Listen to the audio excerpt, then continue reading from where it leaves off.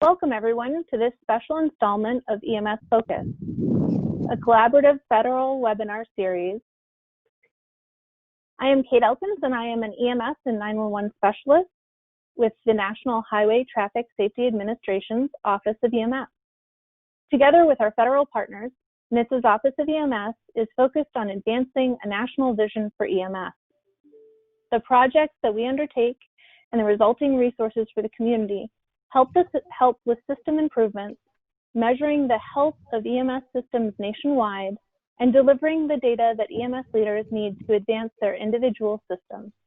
Another role of the office is to educate the EMS community on new innovations, processes, and technologies that can, in the end, improve patient care and patient and clinician safety. EMS Focus, a free webinar series hosted by the NHTSA's Office of EMS, is an opportunity for federal EMS agencies and industry experts to share information with the EMS community. Today's webinar is being recorded and will be archived on ems.gov for future viewing and listening. There will be time at the end of the webinar for questions, but please feel free to type questions or comments using the chat feature throughout the webinar. More information on the EMS Focus webinar series can be found at ems.gov. This webinar is the second in a series on first responder behavioral health. The first, a conversation between John Becknell and Mike Washington, a Seattle firefighter, EMT, and veteran, was a really insightful and inspiring dialogue about leveraging adversity, not just to survive, but to thrive. If you missed it, you can watch it at any time on the EMS Focus page on ems.gov or on the NHTSA Office of EMS YouTube channel. Today, we are going to build on that discussion and talk about what actually works at the agency level to help EMS clinicians, emergency telecommunicators, and other first responders stay healthy. While COVID-19 has shed additional light on the stress associated with working in public safety, we all know that even without a global pandemic, many of us experience the potentially dangerous impact stress can have on ourselves and our colleagues. That being said, we also know that over the last several years, our profession has started to make great progress, breaking down barriers that kept people from getting help and seeking out ways to increase individual and organizational resilience. Today, we are once again joined by our wonderful moderator, John Becknell. John is a community and organizational psychologist and consultant who works with first responders in the areas of living well, personal growth, organizational culture, and leadership. He has worked with emergency services for more than 40 years, including 18 years as paramedic. His research has focused on the difference between first responders who flourish and exhibit psychological well-being over time and those who did not. John is also the former editor-in-chief of GEMS and the author of Medic Life, Creating Success in EMS. Today, John is joined by two EMS leaders who have been tackling these issues and will share with you what they've learned along the way. Rhonda Kelly is the director of GMR Life with Global Medical Response, where she focuses on overall wellness, encompassing the physical, mental, emotional, social, and spiritual domains. Prior to joining GMR, she served 17 years as a firefighter paramedic with Aurora Fire Rescue in Colorado, where one of her roles including serving as a health and safety officer. In 2016, she founded ResponderStrong, a mental health initiative for responders and their families, now housed at the Owl Clear Foundation. Matt Philbrick is a paramedic and medical operations manager with the nonprofit Mercy Flight in Southern Oregon, overseeing a dynamic 911 ground operation, critical care flight medical operation, and active communication center. He serves on Oregon State Trauma Advisory Board and chairs the Oregon EMS for Children Committee. And as I mentioned earlier, I am Kate Elkins with the NHTSA Office of Emergency Medical Services and the National 911 Program. And now I'll turn it over to John, Rhonda, and Matt. Thanks, Kate, and welcome, Matt and Rhonda. So glad you're here, and to everybody out there listening. What we wanted to do today was just spend some time talking about different agency approach to well-being and all of us have been deeply involved in focused on trying to ensure that EMTs, paramedics, and even firefighters and cops across the United States are doing well during these times. And Matt, I know your agency has recently just gone through a pretty horrific ordeal, and so you have some real relevant experience there. And Rhonda, I know that you're just assuming a role of one of the world's largest EMS agencies and focusing on well-being. So welcome to both of you. Matt, how are things? What did you just go through? Things are good. It's an interesting time in EMS and an interesting time in the world and an interesting time in our little part of Southern Oregon. For those that may not be familiar, the West Coast over the last several months has been saturated with wildfires, and Southern Oregon was no exception. So back on September 8th, we had a pretty significant fire event happen here in Jackson County, which is where our agency serves. And we had a fire event that affected 3 of our communities here within the county, about 35,000 acres with just one of the fires. That was really close to our agency's headquarters. Over 3,000 homes were lost and some casualties as well. What made this fire event really unique for our operation is while we had providers, EMTs and paramedics and support staff here doing their job, their homes and their communities were actively burning. So they made this decision to be here and serve while suffering significant losses in their personal life. For our agency, our agency itself evacuated our location here at the Medford Airport 2 times in the course of this event. So we maintained a pretty robust incident command structure for about 8 days and had a really dynamic system. There was a lot of improvising and problem solving and heavy presence from the leadership staff, and that wouldn't be abnormal for our organization, but in the world of COVID, with being conscious of distancing and remote working, that was a pretty big obstacle to overcome, and coordination. And so we got through this event, I think, as an organization stronger than we went into it. We got out of this event as a community, especially an EMS community, better than we went into it. Wow, what an ordeal. Well, we'll talk a little bit more about that. Rhonda, you've assumed a role of really overseeing health and well-being of what, some 30,000 employees scattered around the world. Tell us a little bit about that role and where you're headed at GMR. Great, thank you. In January, I did start a new role within Global Medical Response, the director of GMR Life. GMR Life is health, wellness, and resilience. Came into it all excited with the anticipation of focusing not only on mental health, but contexting it in the greater context of overall well-being. As Kate mentioned earlier, the spiritual, the mental, the emotional, the physical, the occupational, the financial, all of these things that are different cogs in our well-being in our life. And when any cog's not functioning effectively, we know the others are gummed up. So really excited to take on that challenge. In March, I discovered that GMR is also one of the primary disaster medical responders for FEMA. So COVID definitely derailed a lot of my plans, or actually, instead of derailing them, just focused them in a different direction. Continued to work on deployment mental health resources, have also been working on the side in improving overall resources for our 38,000 personnel in the US. One of the things I really like and appreciate as a challenge with GMR is, as Kate alluded to, ResponderStrong we founded to serve emergency responders. We wanted the broad umbrella, not just the first responder terminology that most people assume are police, fire, and EMS.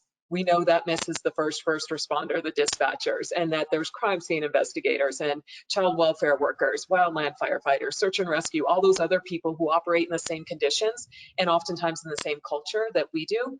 So I love that GMR brings to the table not only EMTs and paramedics, it's air and ground.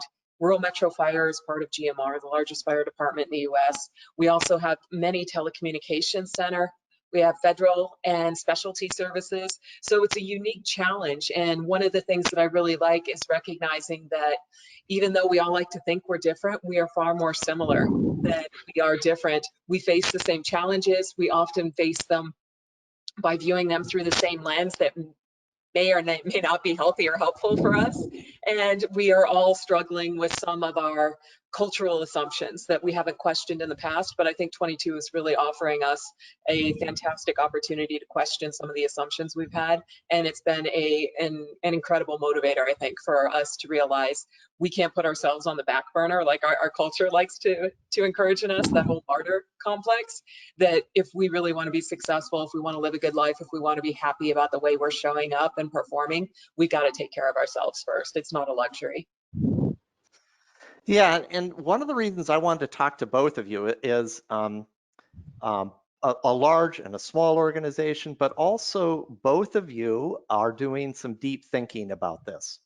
So to kick this off, I'm just curious. I'm curious about when we talk about well-being, and interestingly, when something like a coronavirus or the social unrest and the economic issues and fires, all the stuff that's impacting first responders today, everybody's concerned and gets all excited about how do we take care of the mental, psychological, spiritual well-being of our people. But I wanted to just pause for a moment and get you guys to talk a little bit about when we're talking about well-being, in your mind and in your kind of philosophical take on this, what is this to you? And Rhonda, I'll start with you. When we're talking about well-being, what are we, from your perspective, what are we talking about? From my perspective, it is our well-being is how satisfied we are with our life overall and the way we're showing up and performing in it. How in alignment are we with our values and our purpose? How effective do we think we are? How much joy and support do we have in our lives? How many of the things that charge us and fuel us do we recognize and appreciate and continue to integrate in our lives?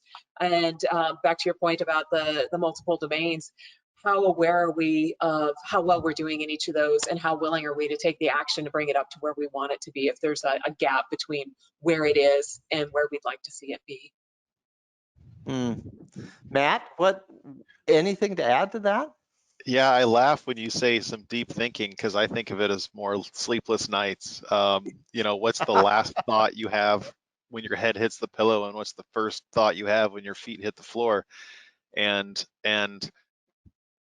it could be described as a sign of mental illness if you're putting that much thought into anything, but it could also be viewed as a gift. And from a philosophical standpoint, I would like myself, and I'd like for anyone that chooses this career, whether it's ingrained in who they are as a human being, or they've made a conscious effort to serve their community, that you can have this work life of service and get out of it in one piece and be a good, healthy person at the end of whatever this experience in EMS looks like. So if I'm in it for 5 years or I'm in it for 30 years, I'm going to come out of it as a good person. I'm still going to really appreciate and value people in society with me.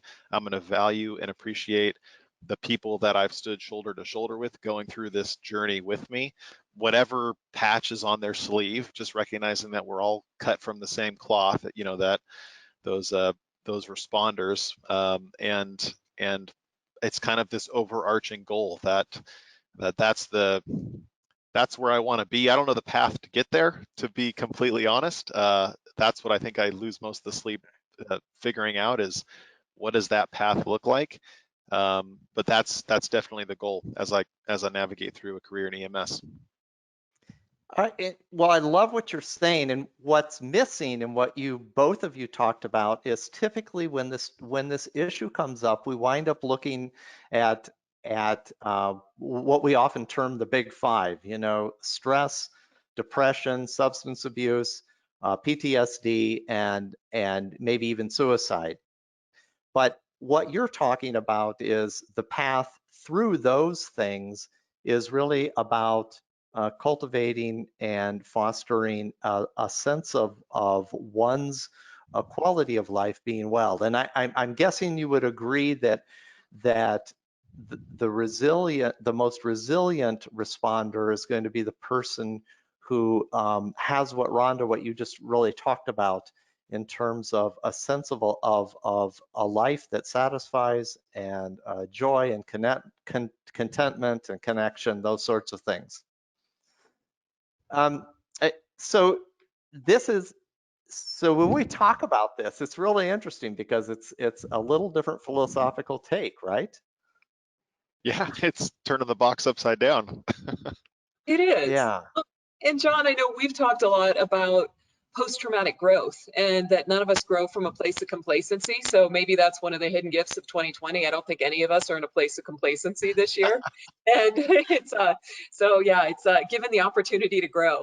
But I think that one of the best things that's happened for us this year is just when you look at we couldn't have created a more effectively sadistic stress and coping experiment if we had planned it a year ago, with everything that's happened with the pandemic, with the socio-political unrest, with the financial issues, with a lot of our personnel having significant others who lost their jobs. Oh, let's pull the kids out of school. Now you're also responsible in your spare time, parents, for their future well-being and their education at home.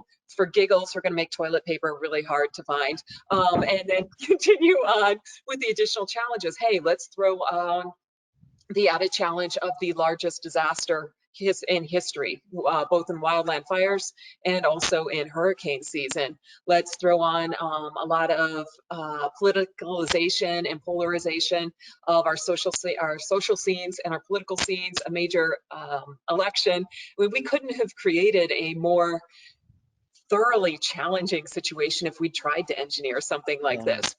But I see so many people rising to the challenge too. And I think a lot of the responses that were required for COVID to help us stop the spread inadvertently robbed us of what our traditional fallbacks for self-care were. So whether that was, I used to go to church, I used to go to the gym, used to hang out with friends, vacations, celebrating family events, all of those things were taken away to protect us in one domain of our life. But I think a lot of us have recognized, oh, I need to replace those things with something else that lights my fire, that charges my battery. And I really do see this as a great opportunity for us to grow, because we're definitely in a what doesn't kill you makes you stronger type scenario this year. And Matt, what are you seeing with what you've just been through? In what ways are all of the stuff that Rhonda mentioned being both a challenge and an opportunity as it relates to organizational well-being and personal well-being and the development of the stuff?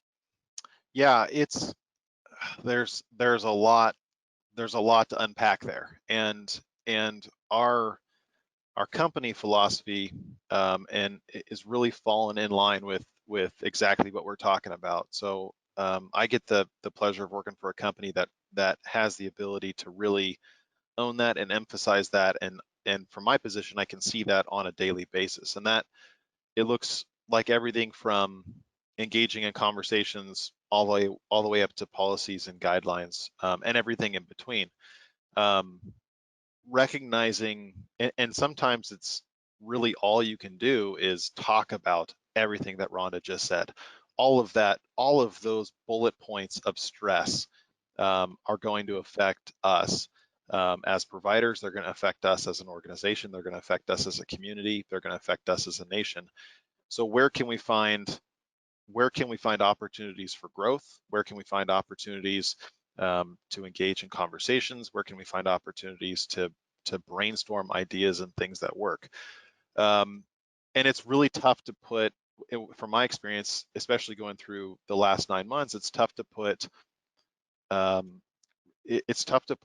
action items associated with all those things. So you say, Well, you can't, you can't go to church, so remote into church. You can't go out and connect with friends, so Zoom happy hour with your friends. You can't see your boss at work, so call them on the phone. And those action items don't work for everybody. I think it's irresponsible to think that there's going to be this blanket statement or blanket action item list or toolkit that you have that is just going to work for everybody.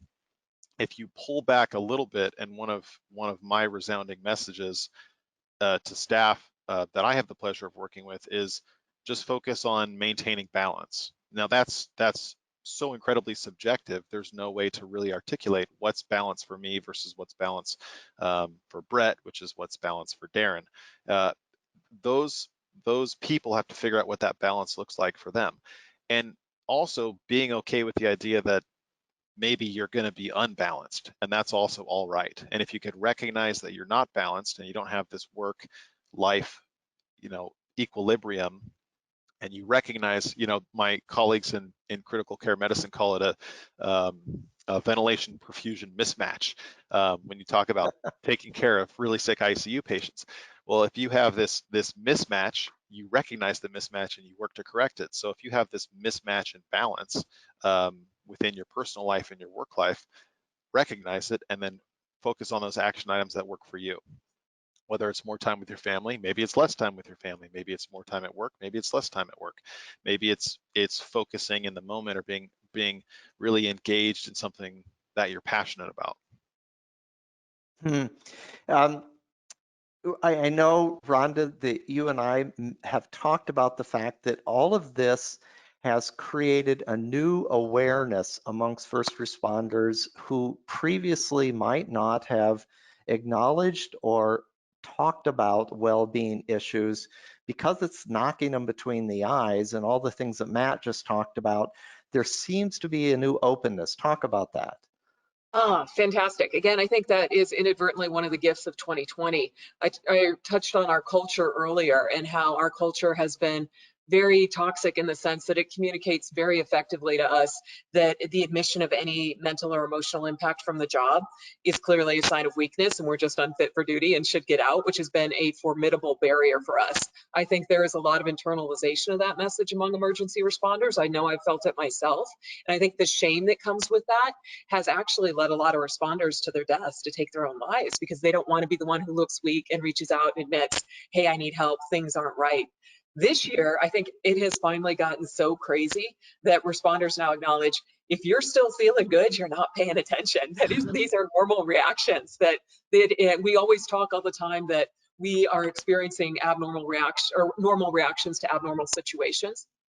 Now I think we have the permission, without shame, without fear of judgment, to reach out to others and say, hey, something's wrong. If I need help, I've been angry, I've been drinking too much. We see the statistics, depression, anxiety, substance misuse are up across the board in the country. So I think it's giving our personnel the grace and the latitude and the permission to reach out to others with a lower fear of judgment.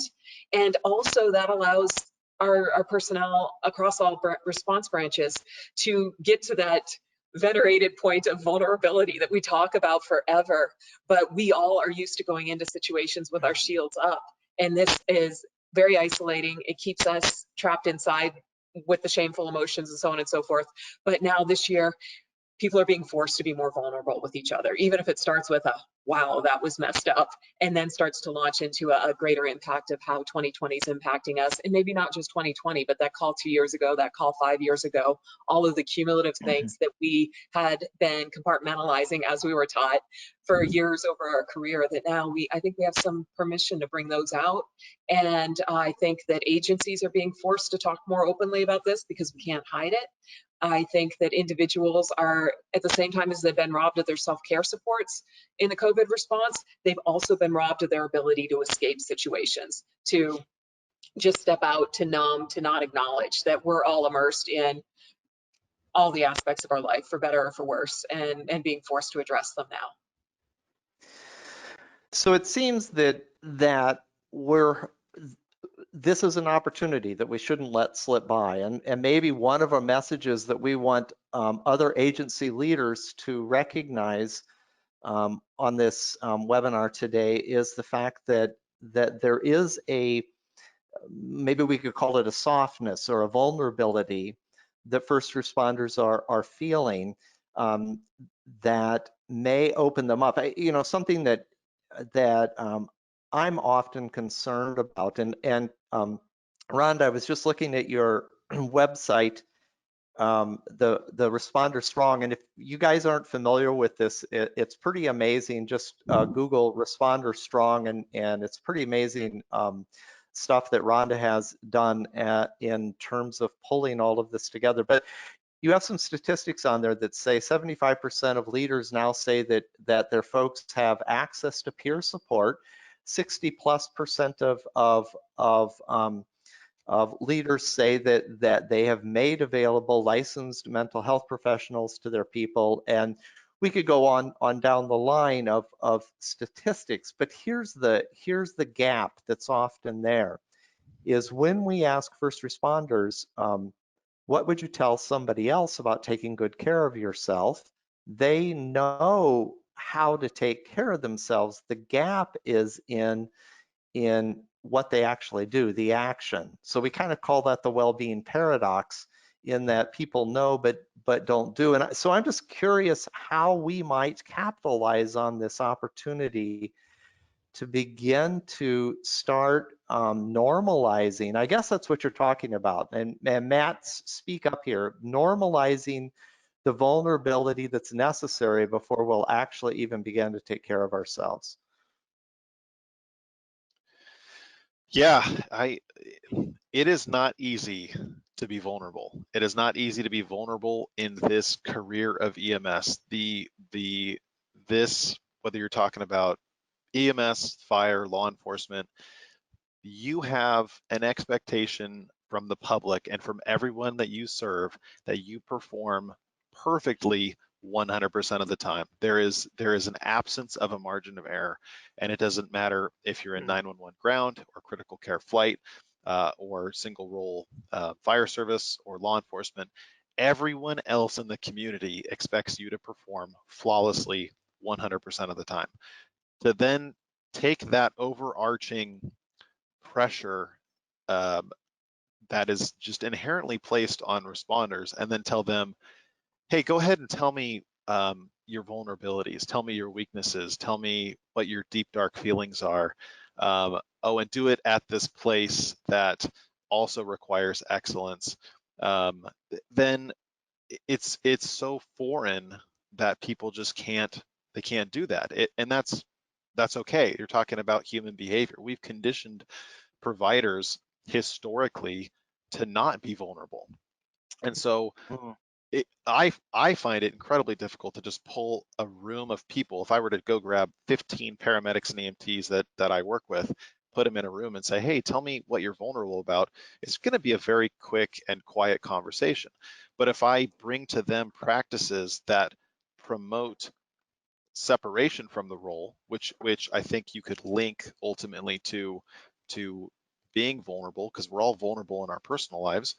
If you link to that, then you garner some success from that. So it's, as I thought about your question, I thought, okay, if I was pressured to have one action item, one thing that I promote as a leader in my organization, it's really this separation or this disengagement from whatever your role is. If I make money as an EMT, the second my car door shuts and I get in my vehicle and drive away, I am Matt, husband, father, neighbor who has to rake his leaves when he gets home. I have to take out the trash. My wife doesn't care that I went and ran 4 pediatric codes today. I still have to go be present in that environment. And so I have to disengage from one role and then re-engage in the next. And so the action item for me, and I know I'm long-winded with this response. The action item for me is when we get a new person in here, I say, your days off are your days off. Like, I am not going to call you. I want you to leave this place and forget about this place. And then when you do come to work, be ready to do your job, own your job, have fun doing your job. And then when you leave, go be you, if whatever that looks like. Yeah, that armor up, armor down. Yeah. How do we do that? Yeah, Well, and talk about that. that's one of the things that we all experience, no matter what branch we're from. You go to academy and you learn all of the traits and the skills and the tools that will make you very effective in your job. And the ways we're effective in our job is to come in, have very clear communications, take control, take charge, be very directive, manage the situation, and then roll on. Never in academy are we ever taught how to flip that switch, and that's the root of a lot of our problems at home. I can't count how many responders, significant others have told me he or she treats me like we're recruits and they're at a training academy and they're the officer. It's like, we don't like that. So we're not really taught how to flip that switch. In addition, not only with the job skills, but in the coping mechanisms that we're allowed, the kind of gallows humor that we all employ to great delight with our coworkers doesn't play so well at home and oftentimes in friends and family settings, but we don't know how to transition out of that action because we haven't been taught other coping mechanisms. So I think this year I hear from a lot of our personnel saying that they're doing some almost ritualistic things when they leave shift before going home, and that's taking the boots off, taking the uniform off, putting on clean clothes, maybe showering if they have the opportunity, bagging things up, trying to prevent the transmission of the virus inadvertently into their living quarters, their family life. But by doing that, by divesting themselves of all of the outward symbols of their job, and which we all identify pretty heavily with our job, it's allowing them an easier transition going home. And it's also sparked more conversation, I think, between the families and between the responders. Whereas before we were really resistant to talking about our emotions or what happened or the details of a call because we don't want to contaminate the home. Now they're asking, wow, how many COVID patients did you have? What was that like? How was your shift? And it's given this kind of safer point to start the discussion, the entry, and then I think discussions evolving beyond that. I've also seen, particularly within GMR, but nationally, we are reaching out to engage the families. We know they wear an invisible uniform, and they oftentimes pay a price we're not necessarily aware of for our service. And if we really want to get back to that well-being, social and familial is one of the big components of it. I think that we need to take more care. We need to integrate the families just like we need to integrate our approach across branches. And it's one of the things I was really thrilled when we moved ResponderStrong into GMR's All Clear Foundation, which has a broader approach to responder wellness. ResponderStrong now serves as the mental health division of All Clear Foundation. We are more effectively integrating the message, I think. So it's not the stigmatized silo of, here's your psych care. It is, this is how you live a good life. This is how you enjoy your job. You retire happy and healthy. You enjoy your family. You enjoy your off-duty time by this overall wellness, and your mental health is a big component of it. Oh, and let's start to talk about the ways that the mental health issues we're talking about, that's more of a stress injury. Let's talk about the military model and stress injury, because there's no shame around injuries. We all believe that if you catch an injury early and you're open about it, and you go for the appropriate care and support, you're going to recover and come back to full duty. And that's what one of the big messages we've put out to responders is: a stress injury is the most likely injury you're going to incur over the course of your career. You are far more likely to suffer a stress injury if you're already in a state of stress and suffering. So this is why you should keep that cumulative stuff under control. And the only way you combat a cumulative injury is to have cumulative protective practices. That's why you can't just read about box breathing and assume that when you really need it, when you're on the edge, you're going to implement it. No, those practices and all the other self-care practices, we have to implement on a routine basis so that they're integrated. And when we start to feel stressed, when we start to realize where we're at, we start implementing these tools effectively. None of us would just go through paramedic school and not practice a crike or dropping a tube or any of the other skills until we get a critical car accident. We know we're going to fail, but we have done that all the time in the past with our self-care skills. Yeah, and interestingly, both of you are one of the big messages I'm hearing underneath what both of you are saying is that we as agencies and as an industry have done a poor job of front loading well-being. So we've not done a good job of really helping people prepare for what's being asked of them, and we've not done a good job of really creating an environment where this ability to be both vulnerable and to have conversations is normalized. So when leaders ask the question, what should I be doing? What I'm hearing both of you say is create an environment where you're preparing people on the front end to talk about this, and you're also making the capitalizing on what's happening right now, where people are maybe softened up a little bit. The armor isn't quite as thick, and the alarm systems maybe aren't as fixed, and being able to say, let's open up. And there's nothing wrong with simply talking about this. You, both of you are trying to help your organizations create a philosophical approach to this, to well-being, not just going in and saying, let's create peer support, let's shove a bunch of training down people's throats, but you're really trying to create an organizational philosophy. Matt, talk a little bit about what you guys are doing at Mercy Flights. Yeah, and I'd be happy to do that, and really just to build on, I think what everything we're talking about and we'll be talking about here by answering that question is, I want to emphasize that we don't have it perfect, and that self-recognition of saying this is a work in progress. It's going to be a while before it's perfect. It's going to be this kind of living, breathing document and process at our organization and even as an industry as a whole. And going into it, recognizing that, I think is one of our guiding principles. And so everything that we're doing now, it may change in the future, or it may be refined and made better. But it's not, if I implement a process and let's say we build a peer group and it just doesn't work, that doesn't mean we're married to the idea of a peer group. That means we got to refine that, and we got to figure out what's going to work for our agency, and recognizing that the uniqueness that makes us special requires active refinement.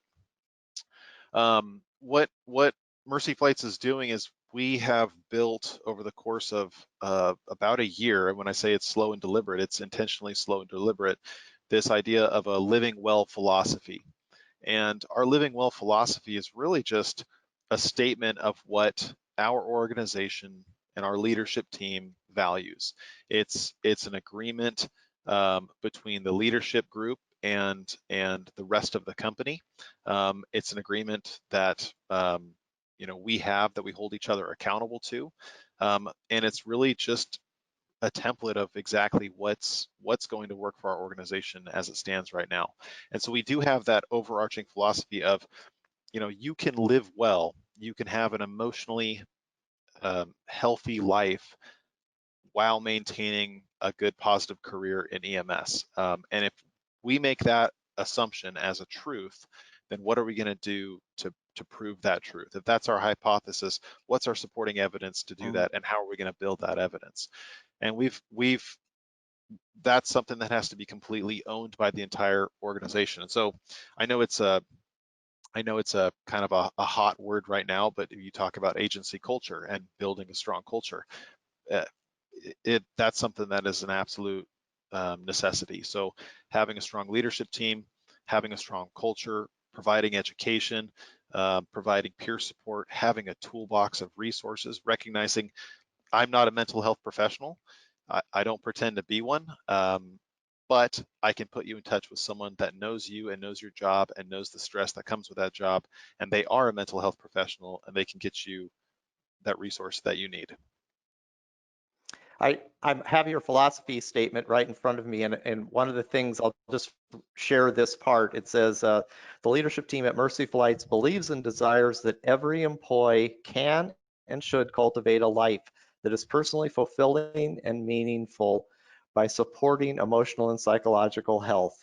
With this in mind, we want every employee's experience at Mercy Flights to be one that adds rather than subtracts to their lives and well-being. So a pretty amazing way. Rhonda, talk about how you're beginning to think about this and frame this up in your work. It's been an interesting transition into GMR. I was really drawn by, to both the points that you've made earlier, the leadership of the company. I saw that they were sincerely interested in well-being of their personnel. They recognize them as the single greatest asset of the company. GMR is very young. It is the amalgamation of several different companies, including Air Medical Group Holdings, AMR, Rural Metro Fire, and a bunch of other organizations. So they're still developing effective communication channels. And I think right up there with culture, a healthy culture, we have to have effective communication. Those two are very, very clearly interlinked. I think that they are also willing to walk the talk, where they recognize value of the employees. They've created GMR Life. They are increasing the supports for that. The foundation, All Clear Foundation, is another component of it. They are empowering us to increase awareness across the company. And the awareness isn't just for our personnel, it's for me and for the other people working to serve them, because we can't walk in thinking we know what you need. Tell us what you need. And I have been really delighted and somewhat overwhelmed that when I ask, I get flooded with answers, but that's the only way we're going to build something effective. It's just like resilient skills. I'm sure we all get asked all the time, what resiliency skill is the best? Like, it's the one you're going to use. It doesn't matter how many tools you have in your kit if your kit's locked in the closet down the hallway. But same thing, we need that feedback from them. What are your struggles? What do you need? What's not working that we already have in place for you? We're really tackling and I'm trying to tackle in a structured way, because I think in the past, being emergency response agencies, we're very reactive. So we get a vague idea of what the problem is, and we just huck as many solutions at it as we can. But it makes it really user unfriendly. It's hard to go out and find those resources, and it becomes very frustrating. We know that many times emergency responders, by the time they're reaching out for resources, they're in crisis. Their cognitive bandwidth is not that great. Their tolerance for frustration is not that great, and the urgency of their need is severe.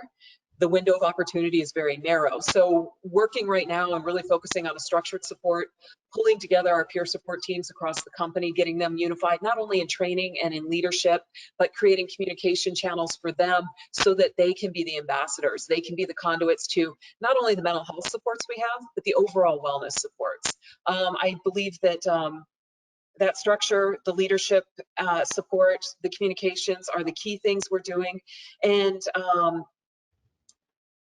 we're also trying to do this in a way, I know that emergency response work can be tough, but we also know from the research and the statistics that the vast majority of responders need more just coaching or learning how to implement tools for themselves. They need self-regulation, and that's one of the things that I love about the stress injury model. It's really simple. It's that red, yellow, orange, green progression. So green, we're doing great, we're healthy, we're strong, we're fit, we're enjoying life.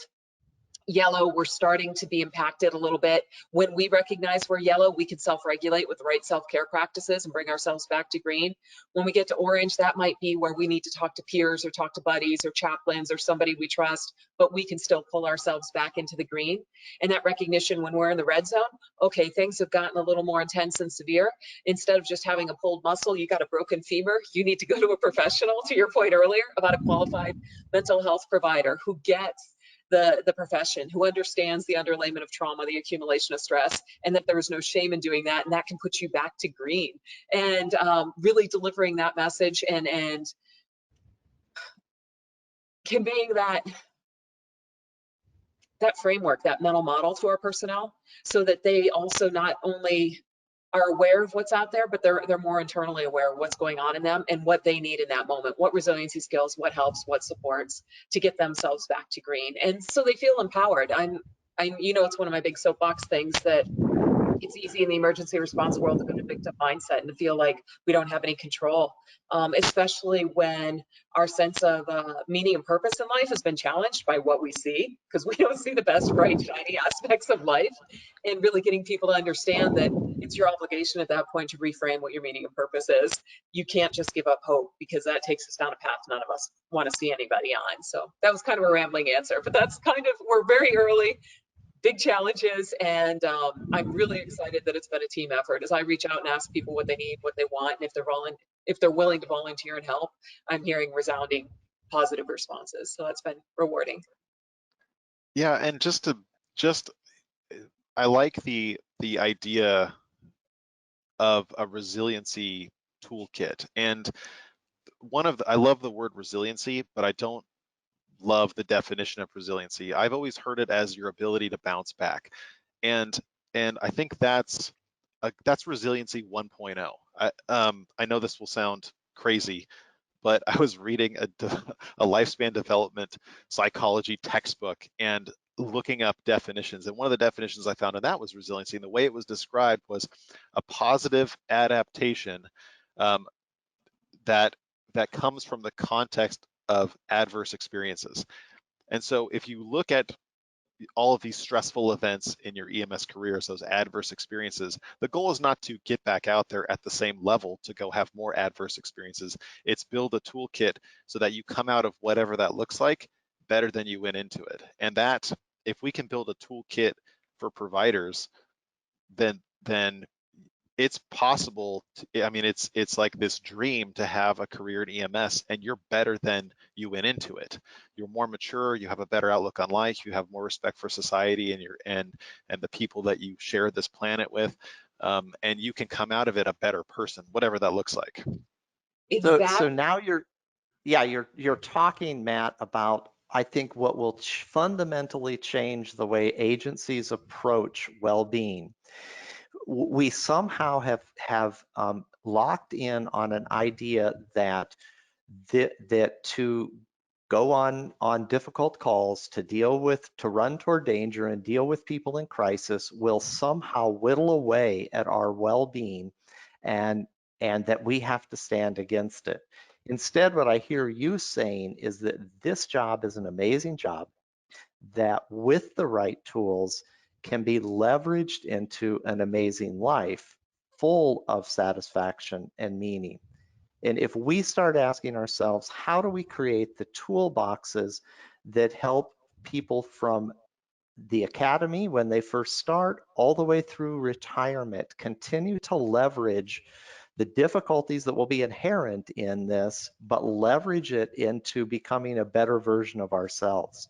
That's exciting stuff, and that's the kind of stuff that I think our organizations need to build on. Before we turn it over to Kate, any last suggestions that either of you might have for our listeners? And I think we're going to ask some questions, but also just any other things you wanted to offer? The two big topics that I've been hearing from across the country recently are concerns about burnout and anxiety. And the questions I'm getting are, how do I manage this? How do I take care of this? I know what I'm feeling. How do I prevent it? And we have really been emphasizing, and I encourage everybody who's listening to this and to the agencies who are engaged to really equip your personnel with tools. And we've spoken about this. That was one of the reasons we put out the free and confidential ResponderStrong wellbeing tool this year, is to help individuals identify what domains of their lives are suffering right now, and to give them vetted information that they can self-navigate through in a system to support themselves in that development of more robust and implemented self-care skills to minimize burnout. And I love that the questions aren't of a defeatist nature. It's not, I'm burned out, I got to go find another job. It's like, how do I get unburned out? How do I get a bigger candle? And I love that there's a lot of research out there right now with neurologic breathing, the ways we can utilize online and offline resiliency skills. The online skills are to help us manage the stressor in the moment and blunt the impact it has on us. And the offline skills, those things that when we practice on a regular basis, increase our threshold for what we perceive as stress. Andrew Huberman's done great work on that. I've been totally cyber stalking him and expect a restraining order any day now, but highly encourage people, check out his work. It's easy to access, and it is incredibly relevant to what you do every day. The anxiety component, we've been spending a lot of time talking with responders and agencies about. Anxiety is a mental response. Anxiety is driven by our thoughts, and the whole mindfulness practice thing is to make us more aware of when we're going into those habitual patterns, which tend to be negative in responders, of thoughts, and recognizing when we're in them and consciously redirecting those, and being more in touch with our body, so that when we feel the racing heart, the fluttering in our chest, the sinking pit in our stomach, instead of automatically going to, this is anxiety, this is bad, no, sit with it. Understand, this is my sympathetic nervous system. Going back to the neurologic breathing. How can I reset it so that when I wake up in the morning after I did get 8 hours of sleep, I actually feel like I got 8 hours instead of like I've been put through the ringer all night. So I think I'm really excited to hear people asking for tools and knowledge to change their experience, not defeat and giving up. And I think that goes part and parcel with everything you've talked about, the opportunity to grow and to get better. And I love your definition of resiliency, Matt. I wish I could take credit for it. One of the people that's listening said it's important to note that just sent in said it's important to note that it's not the strongest that do well or survive, but the most adaptable. And that's exactly what you're talking about, Rhonda. And that's really building in adaptability. You know, and what we're not telling people enough up front is we're not telling that this is a hard job. You are going to have your heart broken. You are going to encounter very difficult stuff. You will be forced into situations of an extreme and over the top stress. And then start saying, but we're going to give you the tools to help you adapt to this.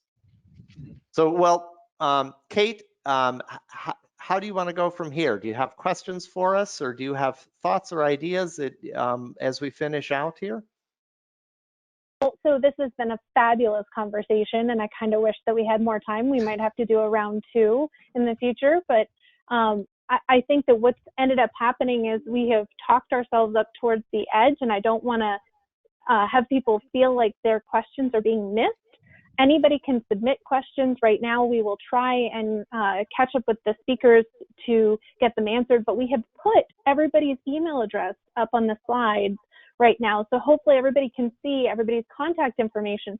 So if you have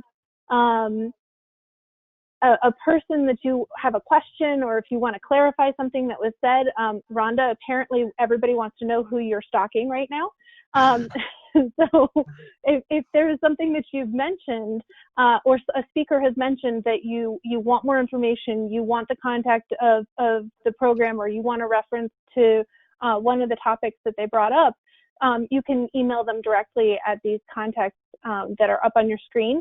One of the things that we will be doing is we will be posting the video, but we will also have some of these slides at the end have resources. And so we will circle back and make sure that if there are key resources from our speakers, we have added them in to the mix for everybody, and that will go up on ems.gov. So really, if you, the only question, I'm gonna take the ability to ask one question. I know we've gotten a couple, and I will make sure we catch up later. If there was one thing that you wished a department had that is just starting this, that is facing the challenges of getting their leadership buy-in, that's facing the challenges of convincing necessarily people who might not be as convinced that they should be doing these things, overcoming that gap of the knowledge to the action, what's your favorite tool to start with? Okay, I'll jump in with both feet.